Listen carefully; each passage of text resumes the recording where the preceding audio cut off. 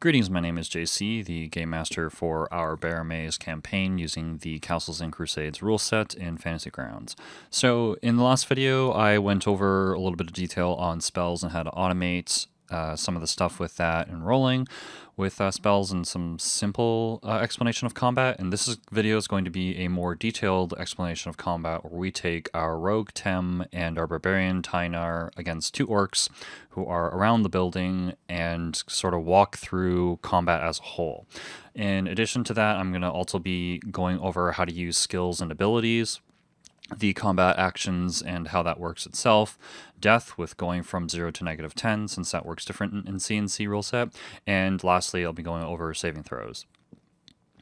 So basically, first what I'll do is I'll go over the skills and class abilities, and basically what this does is, I mentioned in the character explanation video, every character has a prime and a secondary ability sets, and though you can tell what those are is humans gain 3 prime, which are in Fantasy Grounds highlighted in red, and the secondaries are the rest of them, which are blue, and non-humans get 2, and the remaining 4 get are secondaries, so those would be red.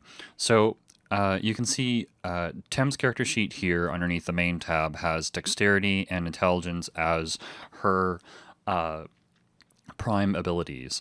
And the reason why this is important is because the base number that you're kind of rolling against, though it can be lower and it can be higher than this number depending on your gatekeepers of the GM's decisions behind the screens, you're rolling against a 12 for your prime ability and a 18 for your secondary ability. So it's much harder, and it could be any number. It could be a 2, or it could just basically be that it automatically succeeds and you don't really need to make a roll. Because in this game system, there isn't any skills like there is in 3X or the Pathfinder or more modern editions, and you basically lump everything into the 6 ability score attributes, just like you would have done back in the days of old, playing BX or AD&D. And so basically there's some rules that I'm not going to go into in too much detail. Basically it's, okay, I'm going to climb something. Well, climbing is strength, so I'm going to get you to do a strength check, and then I'm going to determine whether or not it's a certain difficulty, and then you have to make a roll based off of that difficulty, and then the prime or secondary is going to determine whether or not it's going to be easy or hard. And just for a reference, 1 to 5 is kind of an easy task. A difficult task is 6 to 10. A very difficult task is 11 to 15, and a heroic task is 15 to 20. So keep that in mind whenever you're doing stuff, and let's kind of get into it. So you also have some abilities which are sort of some very specific skills that you can use essentially. And so, for example, Tem the Rogue has a hide check, which they can roll, and they have a listen check. And how this actually mathematically works is, if they want to use this ability, then whenever it's appropriate, which I'll get into the actions of an actual turn later, they basically double click this and it would do the math for them. But how this actually works behind the scenes is, this is actually the roll plus their level, and then plus the modifier for the ability attribute that you're using. And then again, the difficulty is based off of what's a prime or a secondary. And so for the high check, I know it's a prime, it's a dex, so she rolled 18. If I didn't do any modifiers, you know that's a success, because unless I made it super heroically difficult, it by default it beats a 12 because you've hit that number or higher, basically. And for any of the other abilities you want to try and listen, it's a secondary ability for her.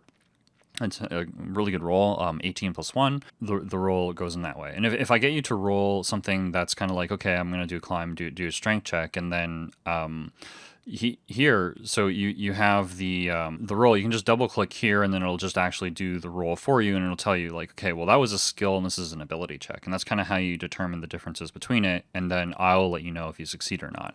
And so on the player's side of things, basically what happens is you have this little dice tower. So if it's just a check that you would know, by default you would know if you succeed or not, but sometimes you wouldn't. And the way I generally play thieves is that they don't necessarily know they're hiding, they think they're hiding. So basically what would happen, and I would let the player know, but they basically would click and hold this so that they see the die, and then click it in here, and then it actually tells them that they've rolled a skill check. Now, behind the scenes, I actually see what that skill check is. So it's like, okay, well, you got an 8 plus a 2, a 10. So, well, I'll let you know if that succeeds or not. And it lets me know whether or not it's a prime ability or a secondary ability. And what that allows you to do is basically just have the illusion of like, okay, well, yep, you're hiding, and then you're going to move, and then what we're going to do is going to move up to this orc, and then I would react accordingly based on the situation. And so that's kind of how the skills and abilities sort of work pertaining to your character or anything. Anyone can kind of try and do anything, and it's sort of all just lumped into the ability modifier. So even if you don't have hide in your list of abilities, like for example, Tynar does not have hide in their abilities as a barbarian. It's not necessarily a skill that they have, but they can still attempt to do it. And what this character would do in that situation would be like, okay, well, sure, roll a dex for the hide, and then Tyner would basically roll this, and then it's like, yep, I'm being super sneaky, and then they're gonna, walk over here, and then obviously, they're probably going to get caught because they're not super great at doing it, and there isn't a roll. But remember, don't necessarily always double click on it. If I ask you to make a dice tower check, then basically what you would do, just like I did with the ability here, in this case, I know I just double clicked, just click this, drag it here, and then it'll actually roll the same way, and then I can go over to my screen, and then I'll know, oh, okay, well, they critically succeeded. They rolled a 20 on a check. So that's all fine and dandy. So that's kind of how the Siege engine sort of works with regards to skill and class abilities. So let's go into combat. So in the combat round, there is different actions that you can do. And as a warning, if you've read the CNC rules, or if you're familiar with the rule set, I've added in my own house rule, which is weapon speed, and I will fully explain how weapon speed works in this video, and how it regards to like initiative and how it works. We're using it just because I wanted to use something that was a little bit more closely aligned with some of the optional rules from AD&D 2E and like BX, and just have a weapon speed so that a short sword was a different speed than like a two-handed sword, and if you're throwing darts, that's going to be a different weapon speed than if you're using a bow, for example. Because if you think about it, if you look at all the swords, I'll just bring this up to sort of articulate. Just if you're not familiar with it, there's a lot of swords in all versions of AD&D, but it's like, why would you choose any of these other swords if you're just basing it off of the damage, right? So the damage die, I know this bastard sword is the best sword for me to use if I don't mind using a two-handed weapon, because it does the most damage, and I would never use the short sword or a dagger if I have the ability to use any of these other weapons. And especially in newer editions, there's no restrictions as much on the weapon that you're sort of using. So it's not like you have a class that like can't use certain weapons. And in this rule set and in older editions, that is a thing. So you definitely want to consider that for whenever you're sort of looking at your character. You'll realize, okay, well, the cleric only has proficiency with certain weapons and armor, for example. The fighter doesn't matter, but if you're a fighter, you would always use this if you're using a shield in the case of only these three weapons, or you'd only use this because logically it does the most amount of damage. So what I've done is I've laced in sort of an encumbrance. So value affecting the speed factor. So basically, the speed factor is a hindrance, and in this edition, whenever you're rolling for initiative, you basically roll a d10, and then the highest goes first. So what we're doing is we're going to be modifying our roll based off of the encumbrance value of the item. So if I'm using a short sword that does less damage, though it is a lot faster than if I were to use the two-handed bastard sword, and it does a lot less damage too, but you have the advantage of going quicker. So basically what you would do is you would roll 1d10 minus 2 in order to roll for your initiative if you were using a short sword, dealing the d6 point of damage on a hit. And if you were using the bastard sword, you would roll 1d10 minus 4 due to the encumbrance value here, and then deal your 1d10 damage on a hit. And in order to be able to sort of encompass that, you'll notice that on the character sheets, which are the pre-gen characters, which I went over in the other video, we have our dagger here. So if Tem is going to be making an attack, then basically what's going to be, and I want to keep this simple, so I'm just using the encumbrance value. So it's a 1. So whenever I roll, I'm basically going to be putting a -1 here, and then if I roll here, it will actually do 8 minus 1 is 7, and then make my initiative 7, and that's going to be my action. And that's the modification I've used in this system. All spells in the game have a speed factor as well already built in, as spells generally do. They've never really gotten rid of this rule. So if I were to cast Magic Missile, for example, then if I look at this spell, I'll notice that the casting time is 1. So that would be a hindrance of 1. So that whenever you roll for initiative for this spell, if you were able to cast it, it would be 1d10 minus 1. And then conversely, if I look at Fireball, I guess that's one word, Fireball, then it's a speed factor of, wow, okay, 1 again. Okay, so I was just editing this video, and I wanted to double check to see the comment I made on Fireball, and I was mentioning that the casting time is what the speed factor for spells is going to be, and I actually realized that all the casting times, or most of them anyway, for Castles and Crusades is actually 1, no matter what level they actually are. So like if you look at a like a 7th level spell, Delayed Fast Fireball is a casting time of 1. So what I'm going to do to circumvent this rule to sort of go with the speed factor rules of the initiative subsystem, that house rule that I'm creating, is that basically the speed factor for any spell that you cast, except if it's otherwise noted and it's kind of a spell that is theater of the mind, that would generally be cast sort of like outside of combat, it is going to be the level of the spell. So if you cast Magic Missile, level 1 spell, it will be a casting time of 1. If you cast Fireball, which is level 3, it will be a casting time of 3. Yeah, Delayed Fast Fireball, level 7, casting time of 7. And that's how the casting time speed factors are going to work with spells.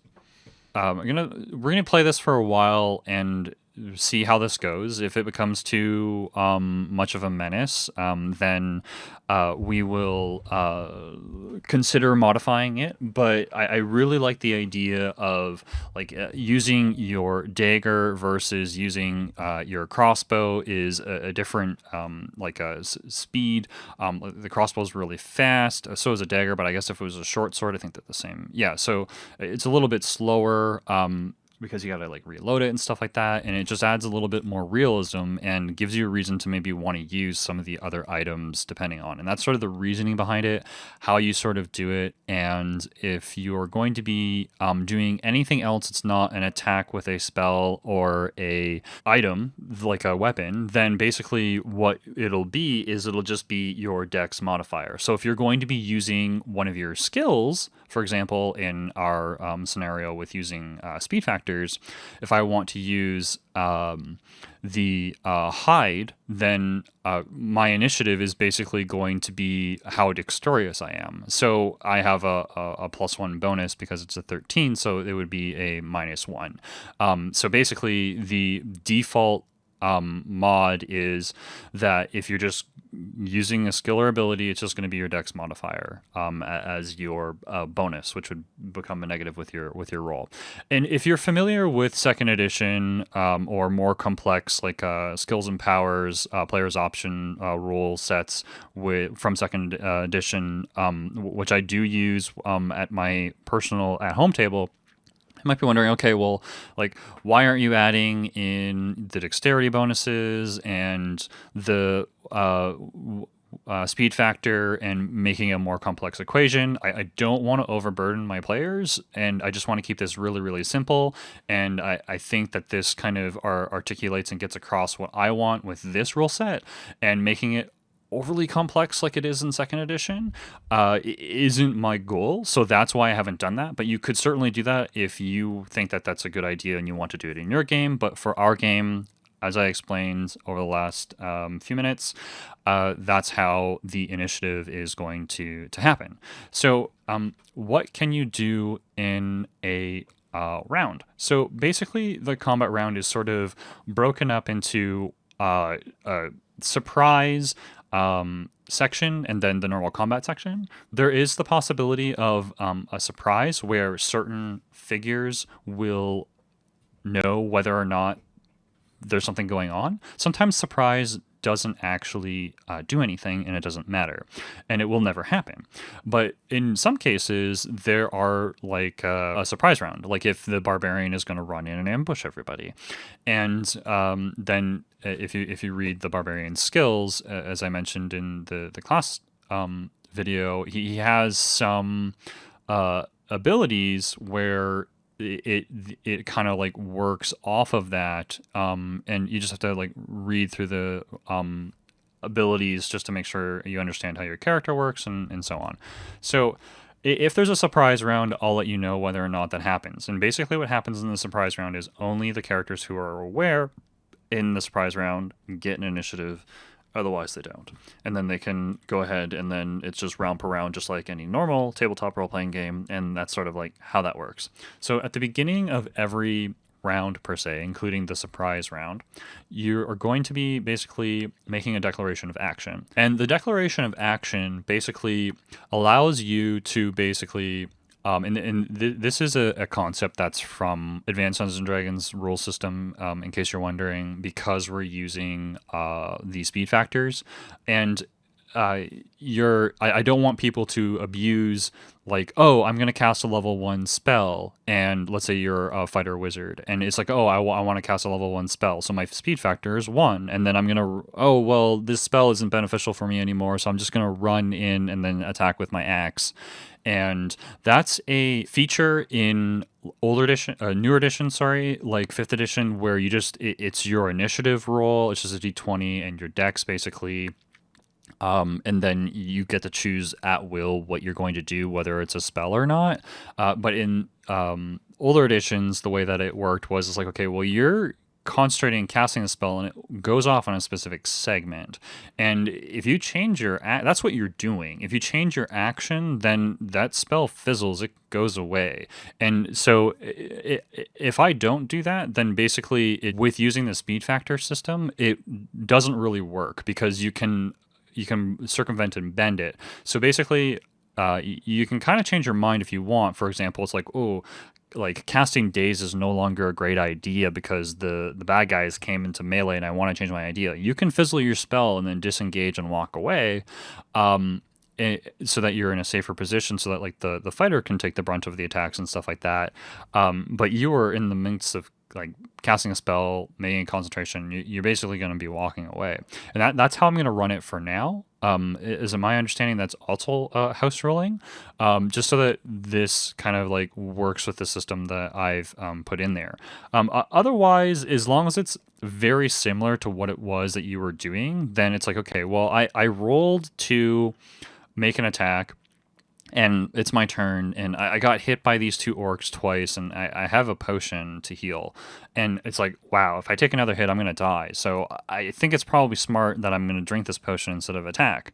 It's like, damn, I told JC that I was going to attack, so I can't change my action. It's like, no, you can just switch over to something. It's just like you just don't get the attack. And then it's like, okay, you drink the potion. And if you recall, what I mentioned was like the speed factor would have been faster to do that anyway. So it's just like, oh, you prepped yourself for an attack, and then basically you decided to drink your potion instead, so you drank your potion. That's perfectly fine. I don't really mind. So the and again, this might tweak a little bit, but these are kind of all the house rules, and the rest of them are, as far as I'm aware, sort of like rules as written, or at least as close to my interpretation to rules as written as possible. So after everybody has rolled their initiative and made their declarations, basically, then what they can do is they basically can do one of five things, basically. You can either attack, you can cast a spell, you can move, you can use an ability, or you can use an item. That's it. It's not like more modern editions where you can basically like move your movement, then make an attack, or move your movement and then cast a spell. You're either casting a spell and not moving, or you're moving and not attacking, or you're using your ability and not sort of doing anything. And then there's different like sub rules to these things, which I'll get to whenever I go through the actual combat example. You can move and attack, but there is a limitation on your movement in order to attack. But I'm going to go through all that. So let's go through each of these different actions that you can take in the round. So the attack allows a character or monster one attack each round, unless they possess a special ability allowing them to exceed this limitation.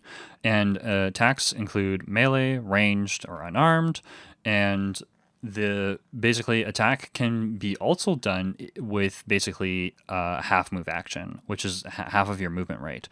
So as a reminder, the movement rate is on the combat tab, and you have a base and then some modifiers. I put a modifier of -10 here because we're using the encumbrance system, and she's burdened and has not dropped any of her equipment, like her backpack, for example.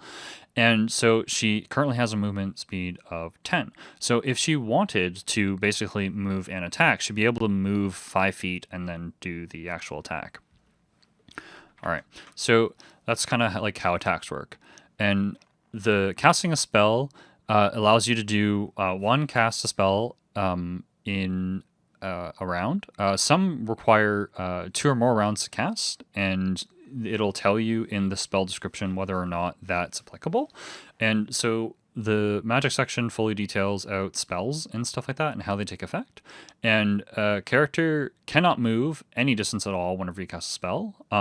For my 2E players, I know I've house ruled a lot of other stuff, like you can move like a 5-foot step to kind of get out of the way. No, we're going to be playing close to as rules is written to start with. And that's what the rules are. So a move is if you take no other actions, you can get basically your full movement. And so full movement also includes jogging, which is twice your movement rate. So actually, let's go into what the jogging is.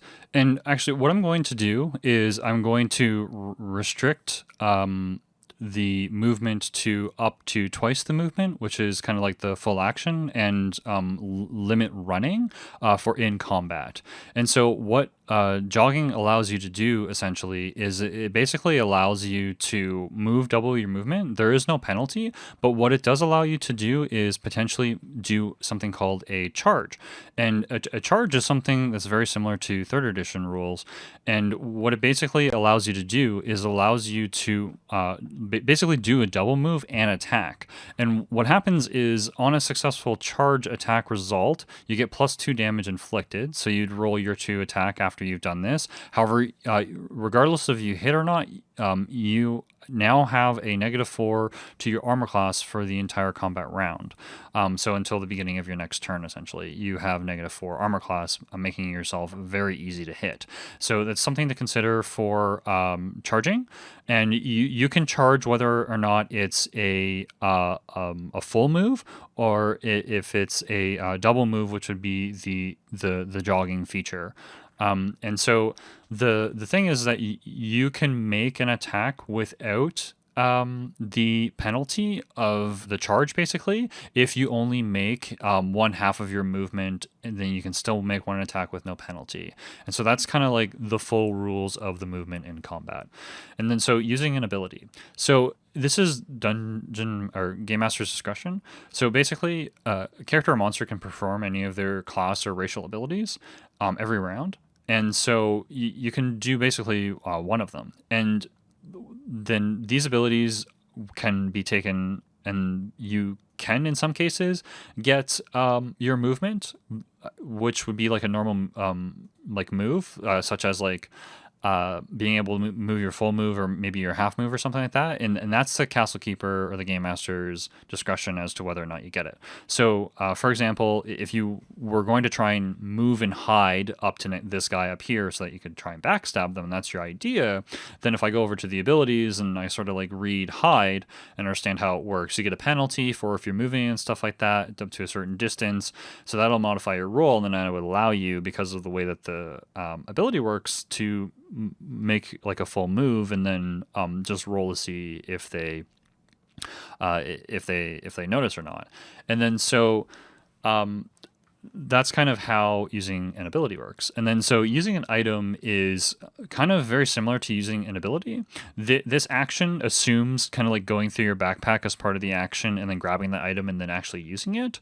And so this is kind of a really common action that can be used to like activate like magical items like a wand or something like that, or maybe drinking a potion and stuff. Any magical type of item, this is generally what you're going to be doing. And most cases, movement isn't allowed whenever you do this, whenever you use an item action.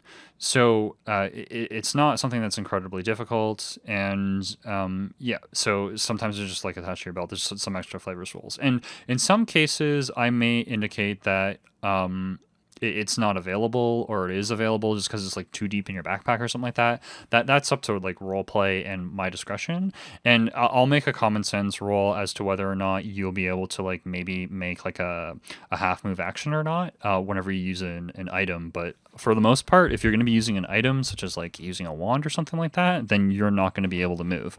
And like unless you've bought in a belt and you have a couple of potions on your belt, then it's going to take your full round in order to go through your backpack and grab that potion of healing to drink it, and then that's kind of how that works. So these are the 5 basic actions that you can do. And yeah, so now what I'm going to do is sort of move this over here, and let's go into actual play and then go through some of these examples to sort of like explain sort of like how it's done in the Fantasy Grounds interface with using the rule sets and everything. All right, so let's go into using these actual actions and stuff like that in and out of combat. And so basically what I'm going to say is our heroes have basically noticed these 2 orcs, and they've decided that Tem is going to sneak up to one of them and try to backstab them, and then Tynar, the barbarian, is going to basically run charging in afterwards once combat has officially started.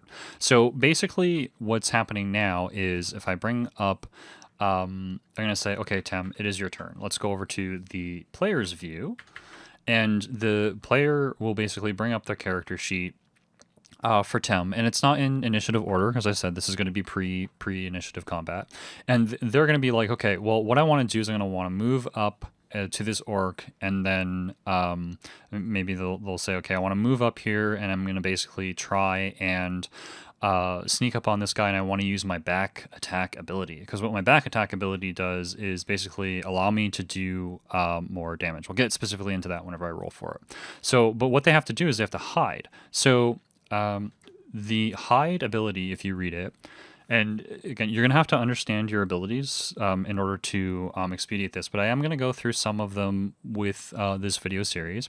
And what this basically says is that you make a check, and in this case, it is a prime ability check, and then you're hidden. So the way I play hidden is that generally a character always thinks that they're hidden unless it's very obvious to them that they failed, and I get them to roll kind of behind the scenes, or I roll for them. And the cool thing about Fantasy Grounds is that it allows me to have them roll without them knowing what this success is, and that's by using the dice tower.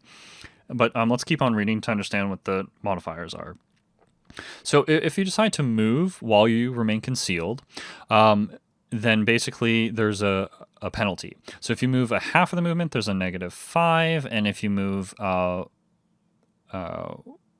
one half their normal movement rate to full speed, then it's a -10, and that's basically yeah, and then you can get other ones. So I'm basically gonna say, okay, this is very easy for her to do because she's pretty good at doing it. She's a rogue. It's her prime ability score. So as I explained in the mechanics section for the ability checks, the default is 14. So basically, the default is now going to be 24 because of the movement. But because it's super easy for her to do, I'm actually going to give her like an 8 bonus. And I'm doing this in my head. I'm probably not going to be explaining this to actual players. And I'm basically going to just give them a 2 penalty, so that they need a 12, so 14 in order to succeed. So basically what they're going to be doing is they're going to just, and this is kind of like, I'm just walking through the rules to explain how they work. And so they're going to make their high check. And it's like, tick, okay. And then this basically says, okay, they've made their high check. So let's go over to the Castle Keeper's view.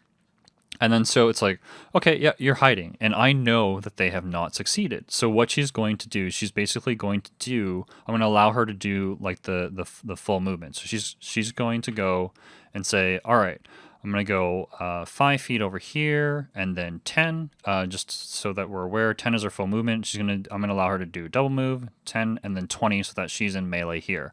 And I'm going to approve this movement. And then so now Tem has now moved. And then so basically I know that she's failed by a certain amount, and I'm going to make a roll behind the scenes in order to see if these orcs notice or not. And just for context, the orcs are low intelligence. I've previously explained that they were talking to each other and they're amidst conversation, but I'm basically going to make like a roll behind the scenes. And it's like, okay, 9. That's not very good. So let's just pretend that Tem succeeded in her ability here, just so that we can kind of walk through the rules. And then so, although this is very close, they might notice, and then I get everybody to roll for initiative, and then the backstab wouldn't necessarily work. But how does back attack work? So normally people are in face-to-face combat, and however, rogues prefer stealth and to use stealth instead to catch up their opponent unaware. A rogue is able to make an attack from the rear to somebody who is unaware of the rogue's presence. So if they were aware, this ability would not work. But I'm saying that they're not aware, so this is going to work. So basically, they gain a bonus to hit and to damage to catch their opponent unaware. You have to make a successful silent check and then sneak up behind the foe. So I'm saying that we've kind of already done that. They have hidden and successfully sneaked up and silently moved forward. And you get a +4 to hit. A successful hit inflicts double the normal damage dice. And so with Castle in Crusade, the automation in this rule set isn't as good as the 5e rule set, so you kind of have to manually do stuff. So I understand it's double damage, I get a +4 to hit. All right, so I'm going to scroll this up to +4. I'm going to go up here. I'm like, okay, I'm going to do my sneak attack with my dagger. And then now I'm going to double click this to roll. It's like, oh, I attacked, but I don't have a target. So I explained how to do this in the other video, and I've done this mistake again just to kind of reiterate it in case somebody hasn't watched that video. So you need a target. And so let me make this their turn. All right, so that signifies their turn, and she needs a target. So she's going to hold control and then click on somebody, and that actually selects the target. And now she can actually make the attack. But notice after I've changed this modifier by using the scroll wheel, it went away. So I got to re-add that in because I just chose to fumble in my example to sort of explain how things work. And now I'm going to roll this, and it's going to roll against the character. And it wasn't that great of a roll on either end. There is a way for me, if you miss this, then I can click and drag it to the specific monster and apply that attack if I want, like so. And if you actually miss it, just so that you're aware, or the dungeon master can do that. There's a lot of this kind of stuff you can click and drag. So she's actually missed. So she doesn't actually get her bonus attack off, so she's not able to actually use that ability, so that bonus is now gone. So we're just going to run with this now. And then so, as I mentioned, it was really close for it, but I said she's still hidden. But now everybody is aware. So what we're going to do is we're going to roll for initiative. That was the surprise round per se. So I'm going to roll initiative for each of the NPCs, which are the 2 orcs. And there you go. They got a 6 and a 4 respectively. And now I'm going to ask Tem and Tynar basically to do their declaration of action. So they're both going to say, okay, well, I'm going to attack them, and that's that. So I attack with the dagger, so I know that's a speed factor. Oops, a speed factor of 1. So I'm going to change this to -1. There we go. And then she's going to roll for her initiative, and then what is going to happen is so technically, yeah. And then we're going to roll initiative for Tynar, and he has a 2-handed sword, and that's what he's going to use. So that's a speed factor of 5 using my house roll system. And then so now he's going to roll this, and okay, he's on -1, so he's very, very slow. So we have the proper order. And then so now what's going to happen is we're going to start the beginning of the round. I'm just going to, I kind of made it their action outside of the combat. That's why that was stuck like that. And then so we're going to go through both of the orcs' turns. And so orc number 1, if I highlight over them, I can see who they are.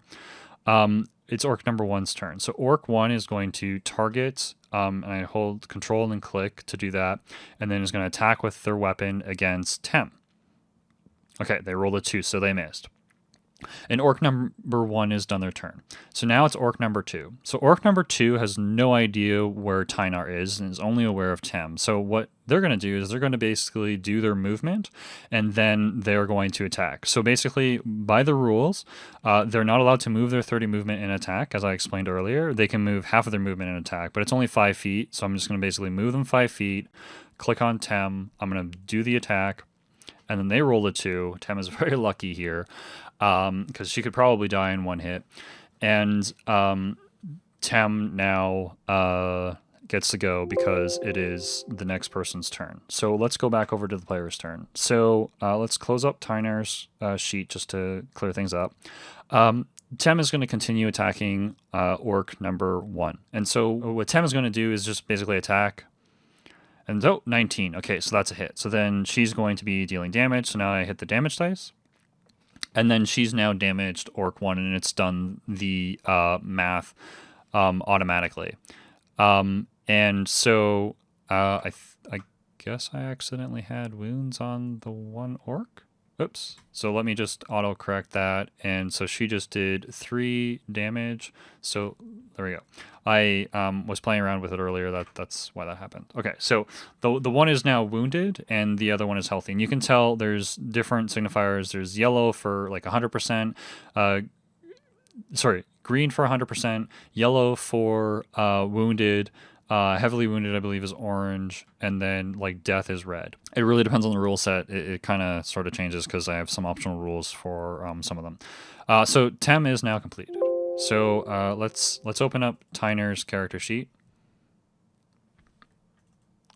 Here we go. And so Tynar has a movement of 10. And he is wanting to get into combat. So now what Tynar is going to do is he's going to move 5, 10. So that's 1 movement. And then 5, 10. That's 2 movements. So that would be a dash, basically. So what he's going to do is going to go here, 10, 15. That's 25. So he can only move 20. So he's going to move to here. I'm going to approve that movement. Bing. There we go. And then he's going to end his turn. So now it's a new round. So because of the declaration of action, because you might try and do something that's a little bit slower or faster, your initiative might change. And you'll notice that it didn't actually automatically select one of the characters. I've set it this way up on purpose so that people can change their initiatives.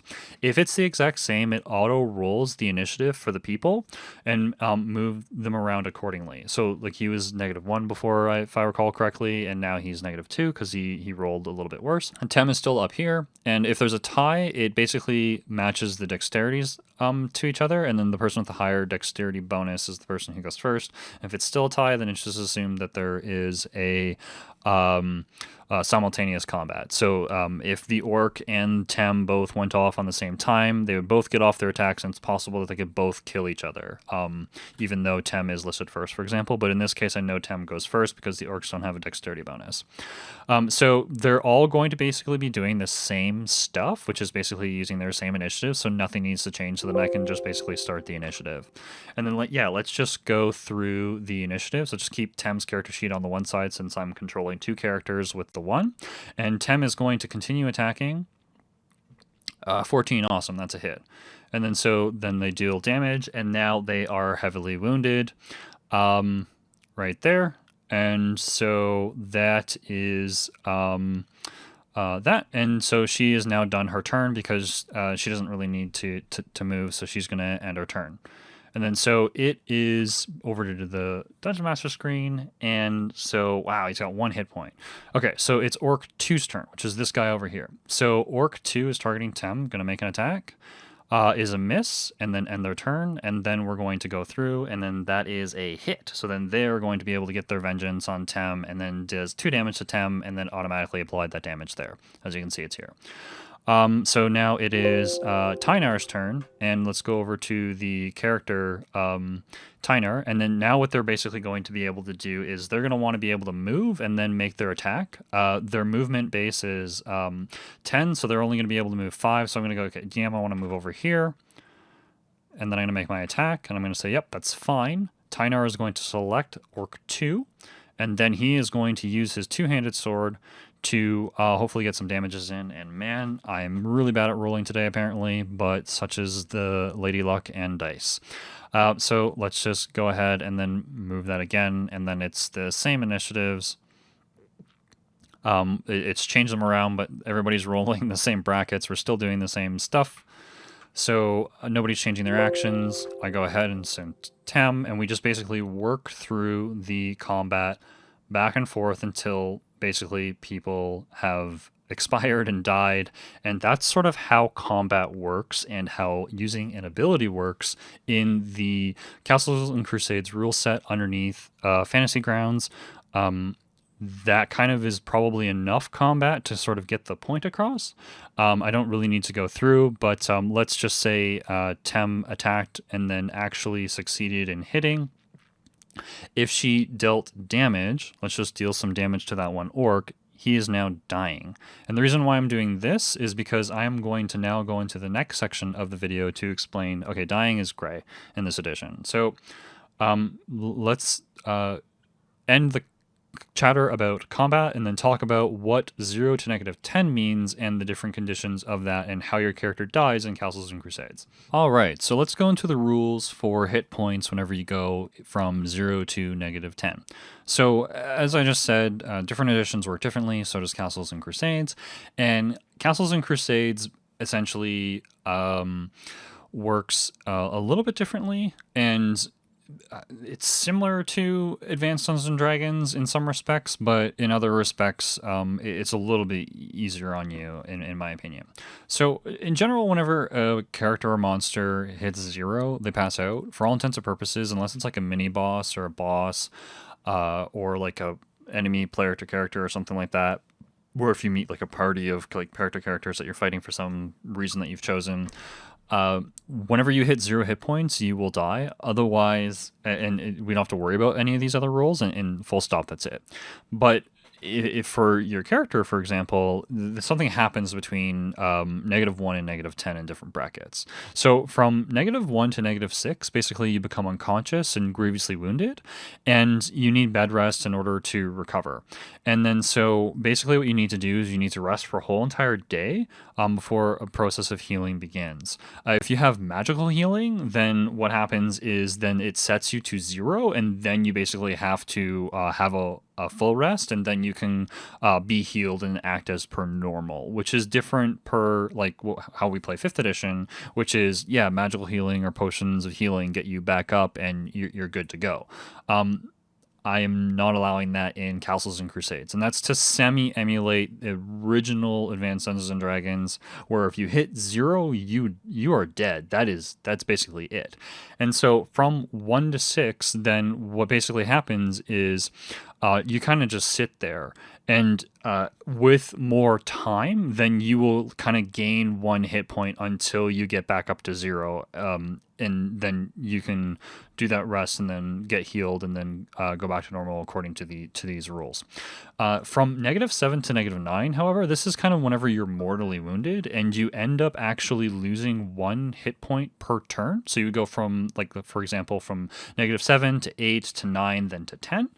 And unless there's some sort of magical healing involved or aid administered to stop the hit point loss, and then you can go to 0 and then rest up and do all that other stuff and continue on your day. However, if you get to -10 hit points, death occurs immediately and your character is dead, full stop. And the only way by the rules to actually bring this back is resurrection or reincarnation spells, basically, which are very high level spells done by clergy. By default, there is going to be wandering kind of like NPCs that wander into the town of Helix. So there might be a chance that there is a priest that kind of comes in and is able to do it for an exorbitant sum of money.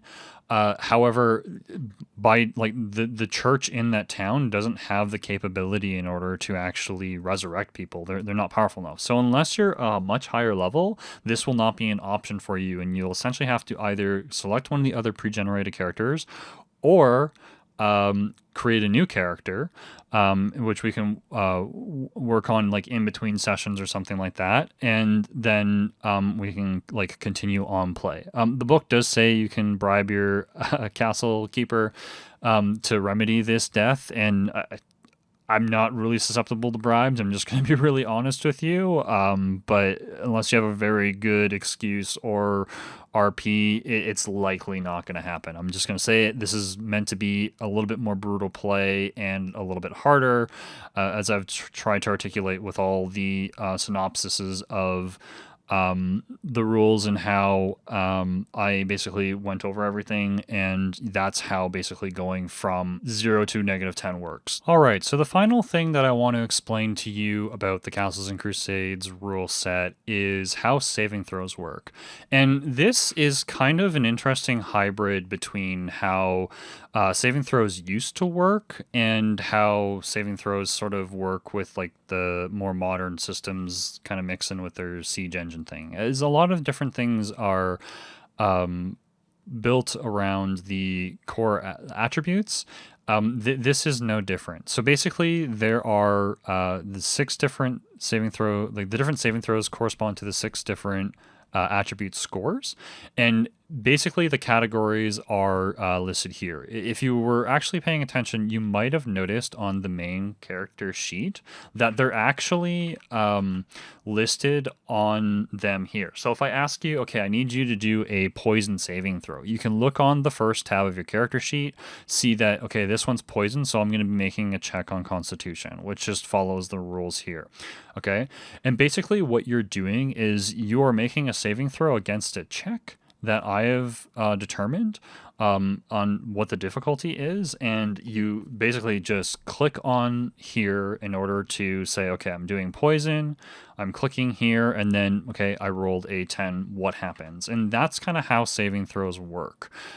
Basically, there is a reason why they're categorized into these brackets. It mirrors the original saving throw chart from AD&D a little bit, but maps them over to the attribute scores. It's basically how it's designed.